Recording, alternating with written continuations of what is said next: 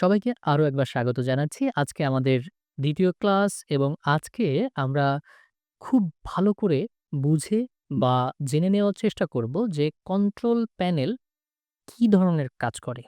এটি খুবই ইম্পোর্টেন্ট একটি জায়গা, যে জায়গা থেকে মূলত প্রত্যেকটা জিনিসকে মডিফাই করা হয়। হুম? তো যতটা গুরুত্বপূর্ণ জায়গা ততটা সহজভাবে আমরা আজকে দেখে নিব।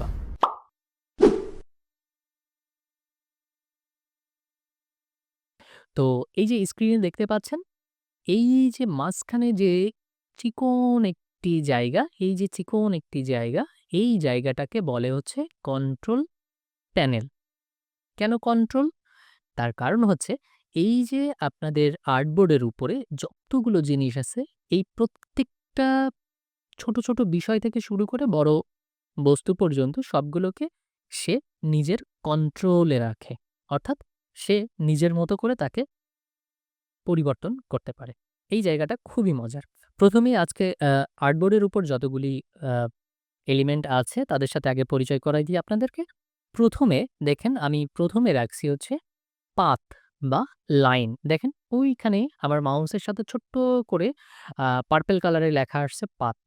অর্থাৎ আমরা কলম দিয়ে যেভাবে একটি লাইন দিই, এটাকে আমরা খাতার উপরে লাইন বলি। আর এই সফটওয়্যারে এটাকে বলা হয় হচ্ছে পাথ। আশা করি মনে থাকবে।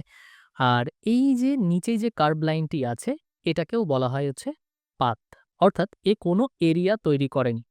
শুধুমাত্র এক জায়গা থেকে আরেক জায়গায় এর লাইন তৈরি করেছে। আর এই যে লাইনগুলোর একটা পরিপূর্ণ ব্যাপার, অর্থাৎ যখন একটি পাথ একটি বিন্দু থেকে শুরু হয়ে আবার ওই বিন্দুতে এসে মিলিত হয়, তখন মাঝখানে একটি স্পেস তৈরি হয়। এটিকে বলে হচ্ছে শেপ। সেটা যে ধরনেরই হোক না কেন, এরকম বেসিক হতে পারে অথবা অ্যাবস্ট্রাক্ট, যাই হোক না কেন। আর এই যে জায়গাটা এটাকে বলে হচ্ছে টেক্সট। আপনারা আমার থেকে ভালো জানেন। এটা হচ্ছে টাইপ বা টেক্সট। অর্থাৎ এই ইলাস্ট্রেটর সফটওয়্যারে এই ৩ ধরনের জিনিসকে নিয়েই আসলে সবকিছু তৈরি করা হয়। তো এই ৩ ধরনের জিনিসকেই কিভাবে কন্ট্রোল প্যানেল তার কাছে রাখে বা তার মতো করে এডিট করে সেই ব্যাপারে আজকে আমরা একটু দেখার চেষ্টা করব। তো খেয়াল করে দেখেন এই জায়গাটাকে কন্ট্রোল প্যানেল বলে। আমি যদি কোনো কিছু সিলেক্ট না করি তাহলে দেখেন খুব সামান্য কমন কিছু টুলস এখানে দেখা যাবে। টুলস বা অপশন দেখা যাবে এখানে সামান্য। যদি আমি কোনো কিছুকে ক্লিক করি তাহলে তার ক্যারেক্টার অনুযায়ী ওইখানে আরো বেশি অপশন চলে আসবে। দেখেন আমি ১ম এ একটা টেক্সটকে ক্লিক করছি। দেখেন এখানে টেক্সট সম্পর্কিত যতগুলো অপশন আছে সবগুলি এখানে চলে আসছে। আচ্ছা, এইবার যদি আমি এই শেপটার উপরে ক্লিক করি তাহলে খেয়াল করে দেখেন যে এটা চেঞ্জ হয়ে শেপের যতগুলি এডিট করা যায় এমন অপশনগুলি চলে এসেছে। আমি যদি শুধুমাত্র পাথকে ক্লিক করি তাহলেও ওর প্রয়োজনীয় যে অপশনগুলি আছে সেগুলি এখানে চলে এসেছে। তাহলে এই ৩ টি পার্ট আমাদের এখানে চলে এসেছে। এইবার একটি কথা বলে দিই যে আপনারা যখন শুরু করবেন, তখন এমন হতে পারে যে আপনাদের সফটওয়্যারে কন্ট্রোল প্যানেলটি শো করছে না। অর্থাৎ আমি যদি দেখাই আপনাদের তাহলে এই, এইভাবে থাকবে। ১ম এ অপশন প্যানেল থাকবে আর তার নিচে ডকুমেন্ট প্যানেল থাকবে। অর্থাৎ কন্ট্রোল প্যানেলটি থাকবে না। এটা ভয়ের কোনো কারণ নেই। আ আপনি চলে যাবেন উইন্ডোতে। উইন্ডো থেকে আপনি এই যে কন্ট্রোল লেখা আছে এর উপরে একটা ক্লিক করবেন। করার সাথে এটা চলে আসবে। এইবার দেখেন এইখানে যদি আমি পাতটাকে ধরি তাহলে ১ম এ কি জিনিস দেখাচ্ছে? ১ম এ হচ্ছে ফিল কালার। পাতের তো কখনো ফিল হয় না। কারণ ওর তো আর এরিয়া নেই। তো ফিল কালার আমরা দিচ্ছি না। আমরা যেটা চেঞ্জ করতে পারি সেটা হচ্ছে stroke colour. Stroke colour change করার জন্য আমরা এখানে ক্লিক করতে পারি। যে কালারটি এখান থেকে বেছে নেব, সেই কালারটি এখানে চলে আসবে। আচ্ছা, ২ নাম্বার আছে। দেখেন তার পরের যে অপশনটি আছে এটা লেখা আছে হচ্ছে স্ট্রোক। স্ট্রোক লেখা আছে। তো এই লেখাটির উপরে বা এই টাইপটির উপরে যদি আমরা ক্লিক করি একটা প্যানেল চলে আসবে। অর্থাৎ এই স্ট্রোকের মাথা কেমন হবে, গোল হবে নাকি সোজা হবে? তারপরে এই স্ট্রোকটা কি এরকম থাকবে নাকি এরকম ডট আসবে? হ্যাঁ?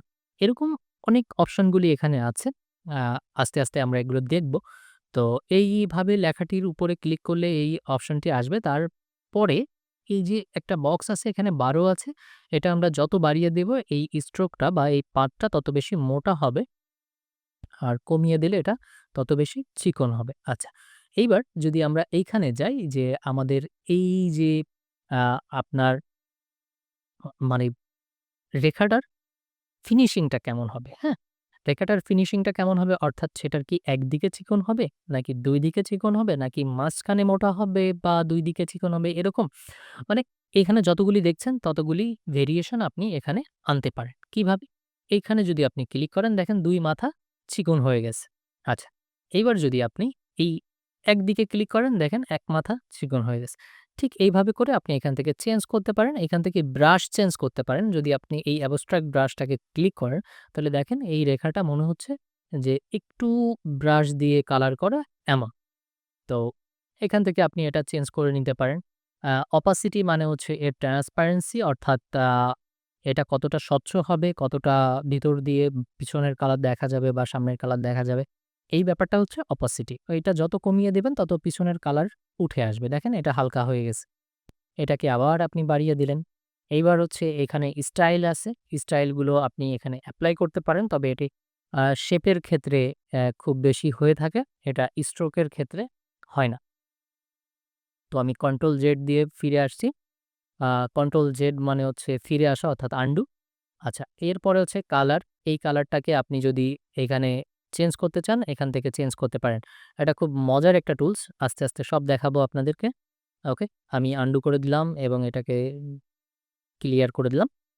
আচ্ছা, এইবার এটাকে ধরলাম, ধরে এটাকে হচ্ছে অ্যালাইনমেন্ট আপনি যদি ক্লিক করেন তাহলে এটা আর্টবোর্ডের মাঝখানে চলে আসবে। দেখেন এই আর্টবোর্ডের মাঝখানে। এখানে ক্লিক করলে একদম ওই পাশে চলে যাবে। ঠিক এইভাবে করে এই কন্ট্রোল প্যানেলটা কি করে প্রত্যেককে দেখেন এইখানে খুব বেশি মিল থাকবে। এর মাঝখানে যদি আপনি ফিল কালার দিতে চান দেখেন এখানে যেহেতু মাঝখানে শেপ আছে বা স্পেস আছে, তো আপনি এখানে ফিল কালার দিতে পারেন। স্ট্রোক কালারটাকেও চেঞ্জ করতে পারেন। এইবার বাকি সবকিছু সেম। দেখেন বাকি সবকিছুই সেম। এটা আপনি যখন বাড়িয়ে দিবেন এটা ডানি বাঁয়ে বড় ছোট হবে দেখেন। আর এইটাকে যখন আপনি চেঞ্জ করবেন অর্থাৎ এটা লিঙ্ক করা আছে এজন্য সবকিছু একসাথে উঠতেছে। আপনি যদি শুধু এইটা করেন তাহলে ডানি বাঁয়ে বড় হবে। আর আপনি যদি শুধু এইটা করেন তাহলে উপর নিচে বড় হবে। এই। এটা হচ্ছে জাস্ট কন্ট্রোল প্যানেল আছে।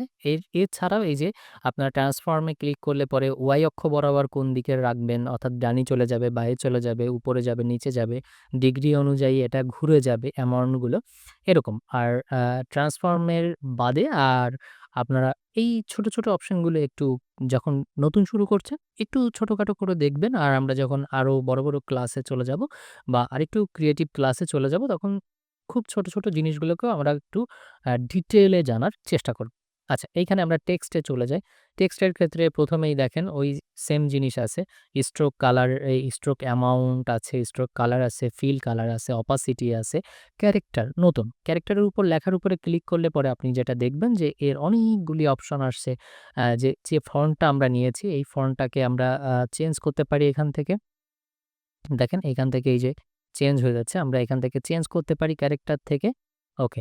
তারপরে আমরা এর বড় ছোট করতে পারি। দেখেন বড় ছোট করতে পারি আমরা অ্যামাউন্ট দিয়ে। তারপরে এটির মাঝখানের স্পেস বাড়াইতে পারি, উপর নিচের স্পেস বাড়াইতে পারি। এরকম অনেক কাজ আমরা এখান থেকে করতে পারি। যখন আমরা টাইপ টুলের কাজ করব, তখন এগুলোকে ডিটেইলে আমরা জেনে নিব। আচ্ছা, এটা ক্যারেক্টার, এটা ক্যারেক্টারের স্টাইল গুলোকে আমরা চেঞ্জ করতে পারি। তারপরে এখান থেকে এই যে বড় ছোট করা। আর প্যারাগ্রাফ কি জিনিস? প্যারাগ্রাফ লাগে হচ্ছে একের অধিক লাইনের ক্ষেত্রে। আচ্ছা, এই যে এইখানে দেখেন আপনি এইখানে ডান পাশে, বাম পাশে যদি অ্যালাইন করেন আপনি ডান পাশে রাফ থাকবে। আবার মাঝখানে অ্যালাইন করলে ২ পাশে রাফ থাকবে। এটা ডান পাশে, এটা ২ পাশে। হুম? তো এইভাবে করে এর স্পেস প্রত্যেকটা লাইনের মধ্যে কতটুকু স্পেস হবে, আর ডানি বাঁয়ে কতটুকু স্পেস হবে, এই বিষয়বস্তুগুলোকে আস্তে, আস্তে এখানে করা হয়। তো এইভাবে করে আরো অনেকগুলি কাজ আছে যেমন এগুলোকে ধরে এই যে আপনি ওয়েব আ ইনভলভ টুলের যদি এপ্লাই করেন তাহলে দেখেন এটা এই উপর দিকে বাঁকা, নিচের দিকে বাঁকা এরকম হচ্ছে। তো এগুলো আমরা আস্তে, আস্তে শিখব। আজকে দেখলাম যে কন্ট্রোল প্যানেলটা কিভাবে সবাইকে কন্ট্রোল করে। আ এটা খুবই ইম্পোর্টেন্ট ছিল কারণ এটা না জানলে আমাদের সামনের দিকে এগোনোটা একটু কষ্ট হয়ে যেত। আপনারা যে জিনিসটাকে সিলেক্ট করবেন দেখবেন এই যে কন্ট্রোলের যে জায়গাটা আছে এইখানটা সেই টুলস বা সেই শেপ থাকবে বা সেই এলিমেন্টকে কেন্দ্র করে এখানে চেঞ্জ হচ্ছে। তো এটা হচ্ছে কন্ট্রোল প্যানেল। তো আজকে এতটুকুই। অনেক বড় হয়ে গেল ভিডিওটা। আ কতটুকু বোরিং হবেন জানি না। তবে যদি ভালো লেগে থাকে, যদি ১ম থেকে আপনি শুরু করতে চান, তো আমার মনে হয় এগুলো জেনে এগিয়ে যাওয়াটা সবথেকে ভালো হবে। দেখা হচ্ছে পরবর্তী ভিডিওতে। তত সময় আমার সঙ্গে থাকবেন আশা করি। ভালো থাকবেন, সুস্থ থাকবেন।